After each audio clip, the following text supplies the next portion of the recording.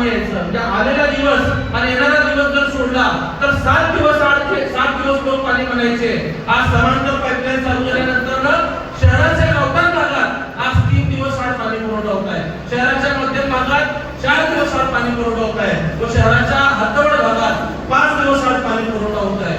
ही बाब कुठेतरी मी मुख्यमंत्री साहेबांकडे मांडली की साहेब, पाण्याचा दिवस म्हणजे आमच्या सोलापूरला शाप आहे आणि सोलापूरला जर रोज पाणी करायचं असेल, रोज पाणी द्यायचं असेल तर 892 कोटी रुपयाची योजना मंजूर होणं गरजेचं आहे.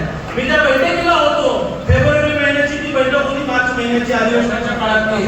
अनेक राज्याच्या मोठ्या अधिकाऱ्यांनी सांगितलं काल परवा सोलापूरला समांतरसाठी 1000 कोटी दिले असताना आता पुन्हा नव्याने 892 कोटी रुपये कसे द्यायचे.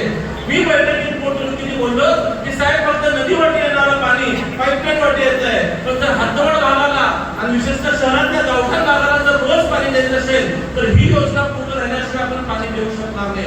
आणि त्यावेळेस मला तरी आजही वाटत आठवत आहे की मुख्यमंत्री साहेब स्वतः अधिकाऱ्यांना बोलले, सोलापूर हे महत्वाचं जर पाण्याचे दिवस कमी होत नसतील तर समतोल पाणी पुरवठ्यासाठी, समतोल म्हणजे काय, समान पाणी पुरवठा सगळ्या भागाला होण्यासाठी 492 कोटी रुपयाची योजना मंजूर करण्याची भूमिका त्यांनी घेतली.